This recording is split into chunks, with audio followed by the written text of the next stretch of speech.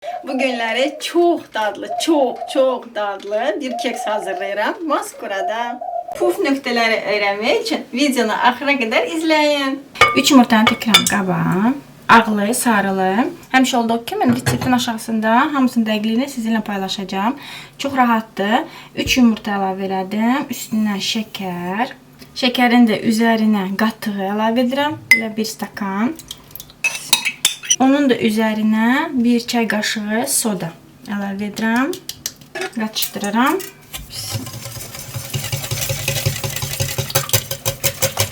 Yağ əlavə edirəm. Çox rahatdır. Mikser lazım deyil. Elə böyle əldə hamısını töküb belə qaçdırıb çox dadlı keks alınır. Vaxt aparmır. Hamısını qaçdırdım. Axırda un əlavə edirəm. Vanil.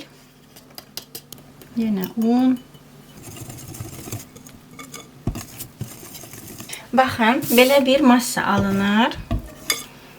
Bu şəkildə.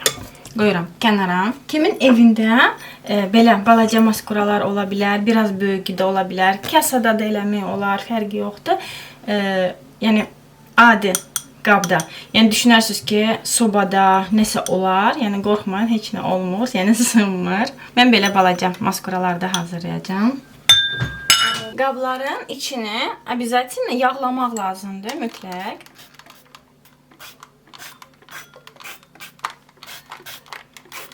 Belə qəşəng yağlayın ki, yaxşı çıxsın, keks yapışmasın ona. Milli, dur da mənim yanımda. Dur, video çəkim səni. Ha? Sonra deyirlər ki, milyon hardadır? Milyon qalmır bir yerdə, milyon qaçır. Ay, pisim.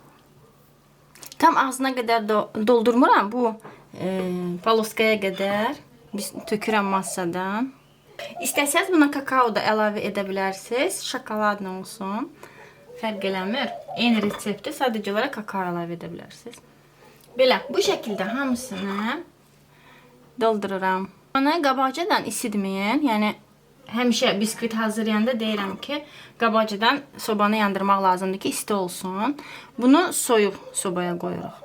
Hamısını həmin o massada, yəni biskvitin massası, tam 6 dənə məndə belə balaca maskuralar alındı. İstəsəz böyük kasadırsa problem deyil. Ondan 2 dənə kasaya baxır. 2 dənə ya 3 dənə alınır.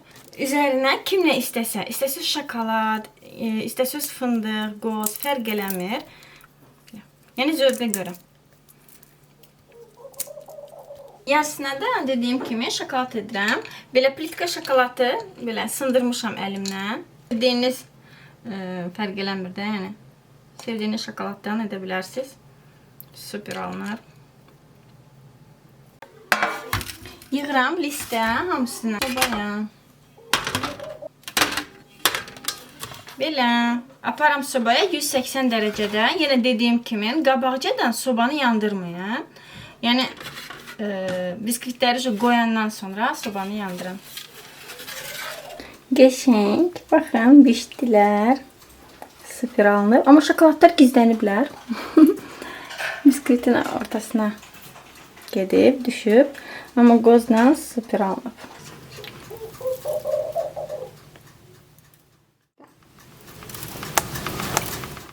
Kekslər hazır oldu.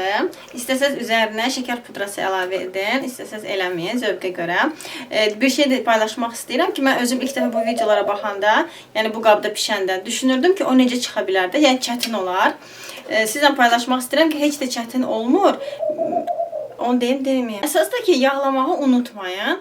Bir damcı bıçağın köməkliyi ilə belə kənarından köməklə elə bir keks eləsəz, keks bütöv çıxır. Belə göstərmək istəyirəm. Belə. Bu şəkildə çox rahat çıxır hamısı. Bax, indi qəşəng göbələyə oxşayır. Göstərim. Belə. Rahat. Qəşəng topuş kekslərdir. Çox tez hazırlanır. Superdir. Çoxu ola bilsin ki, keks qabları olmasın, eləməsin. Baxın, heç də sınıb eləmir. Pambıq kimi. Super. Baxın. İstidi hələ. Soymağa imkan verməmişəm. Bölüm. Baxın, içi də pişib. Çox məsləhət görərəm hazırlayasınız. Çox inanılmazdır. Bəlkə də nömrə 1 keks olacaq sizdə. Yəni bunu hazırlasaz. İnşallah siz də hazırlayın. Çox sevəcəksiniz. Nuş olsun.